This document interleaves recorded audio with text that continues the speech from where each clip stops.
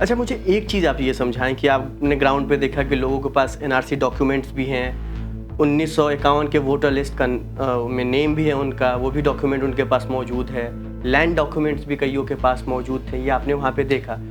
उसके बाद भी ये इलेक्शन करना, ये एक्शन लेना, ये समझ में नहीं आ रहा है, इसको जरा समझाएं। देखिए, इसमें दो एस्पेक्ट्स में समझ रहे होंगे। पहले तो हम लोग जब अगेन जो फैमिली से हम मिले, सबके पास हसीला बील में तो 1951 के लैंड डॉक्यूमेंट भी 680 के करीब परिवार थे जिनको हसीला बील से एविक्ट किया गया। उनके पास लैंड डॉक्यूमेंट्स 1951 के वोटर आईडी में उनका वो रेजिडेंस था हसीला बील का, 1971 के डॉक्यूमेंट्स थे।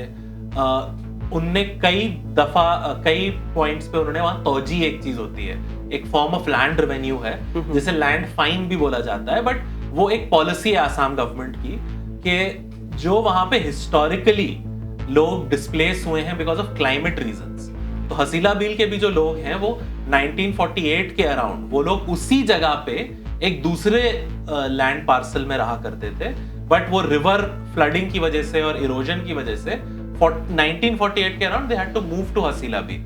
तो ये ऑफिशियल रिकॉर्ड में है, और उसका सबसे बड़ा प्रमाण ये है कि कई फैमिलीज के पास वहां पे ये लैंड फाइन का डॉक्यूमेंट। अब ये लैंड फाइन क्या होता है?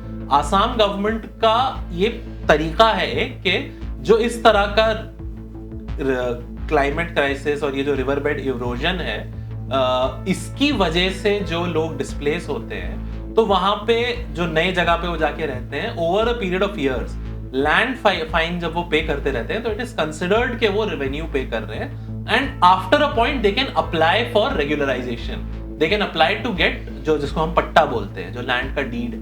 तो ये उसके लिए एलिजिबल थे ये लोग कि अगर सरकार एक रिहेबिलिटेशन की पॉलिसी लाती तो इनको उस लैंड का टाइटल भी मिल सकता था। साथ ही में because they were living for a long period of time, सरकार ने वहां 3 आंगनवाड़ी बनाए थे, वहां पे एक स्कूल बनाया था। वो सब कुछ डिस्कार्ड करके ये उस जो डेमोलिशन हुआ है उसमें वो प्राइमरी स्कूल भी डेमोलिश हुआ, वो 3 आंगनवाड़ी भी डेमोलिश हुए, बहुत से मदरसे और मस्जिद थे लोगों के अपने बनाए हुए, वो डेमोलिश हुए। तो ये मतलब इन डॉक्यूमेंट्स के बावजूद क्यों हुआ, वो तो ऑफ कोर्स मतलब दिस इज टारगेटेड एक्सरसाइज, खास करके उनकी आइडेंटिटी देख करके उनको टारगेट किया जा रहा है। ऑल्सो दूसरा कनेक्टेड इशू ये है कि बहुत सारा लैंड यहाँ वो है जो जमींदारी एबोलिशन से पहले जमींदारी के अंडर की थी, जैसे कि आशडूबी विलेज जो है, जमींदारी एबोलिशन से पहले वो एक जमींदारी स्टेट का पार्ट था, and when zamindari abolition was in force तो जो लोग वहां रह रहे थे they continued to live there, and essentially the idea was land redistribution अगर प्रॉपर्ली किया जाता तो उन सबके पास टाइटल्स होते हैं। एंड 1962 के कुछ डॉक्यूमेंट्स थे which shows that at least some families got land titles, उनके पास पट्टे थे, एंड मतलब पट्टा यानी कि उनके पास एक मजबूत प्रूफ था अपने डॉक्यूमेंटेशन का। और अगेन ये पूरा इश्यू ऐसा है कि ये एक कॉम्प्लिकेटेड हिस्ट्री है। आसाम में उसका लैंड ओनरशिप का जो पैटर्न रहा है और लैंड यूज का जो पैटर्न रहा है, because of environmental reasons and because of जो जमींदारी का वहां सिस्टम था, वो जब जमींदारी सिस्टम खत्म हुआ, जब क्लाइमेट के प्रेशर्स की वजह से लोग मूव हुए, तो उसकी वजह से एक कंटेस्टेड बहुत ही हिस्ट्री है कि लोग कौन किस लैंड पे रह रहा है, उसका ओरिजिनल ओनर कौन थे, अब वो कौन लोग हैं। There are 2 things which are very clear. First of all, ये कोई आज या पिछले 20 साल 30 साल में आकर के इंक्रोचमेंट नहीं हुआ है।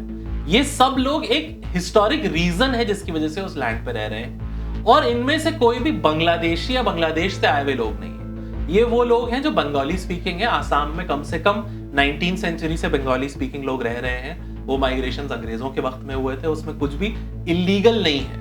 बट अगेन आसाम मूवमेंट की एक हिस्ट्री है जिसमें कि बंगाली स्पीकिंग लोगों के अगेंस्ट एक पूरा एजिटेशन चला असमीज कल्चर के नाम पे। और आज आसाम मूवमेंट की हिस्ट्री, अंग्रेजों से वक्त से होने वाले माइग्रेशन की हिस्ट्री, जमींदारी एबोलिशन के इफेक्ट्स की हिस्ट्री, जो इरोजन का रिवर बैंक इरोजन का वहां प्रॉब्लम है वो हिस्ट्री, ये जो मौजूदा गवर्नमेंट है इस पूरी हिस्ट्री को फ्लैटन कर रही है और उसको वो अब एक हिंदुत्वा का रंग दे रही है और उस पूरे आसामीज मूवमेंट का एक हिंदुकरण कर रही है।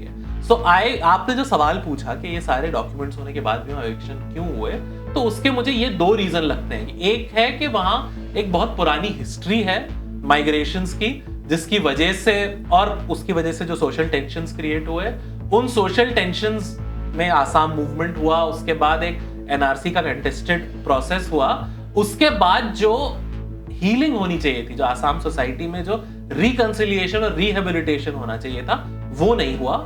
दूसरा, after the NRC process, instead of reconciliation, ये पूरी कॉम्प्लिकेटेड हिस्ट्री को पूरी तरह से फ्लैटन करके और उसे हिंदू वर्सेस मुस्लिम में रिकास्ट किया जा रहा है। ये एक्चुअल हिस्ट्री नहीं है आसाम की। It is not been a Hindu Muslim contest. It has, ये जो अलग अलग लोगों के लैंड रिकॉर्ड्स की इनकंसिस्टेंसीज हैं, नाम की इनकंसिस्टेंसीज हैं, ये सारे जो प्रॉब्लम्स हैं इंट्रैक्टेबल, ये बहुत टिपिकली आसामीज प्रॉब्लम्स हैं। ये बाहरियों के प्रॉब्लम्स नहीं है, वहां के क्लाइमेट, वहां के land use patterns, ownership patterns की वजह से हैं।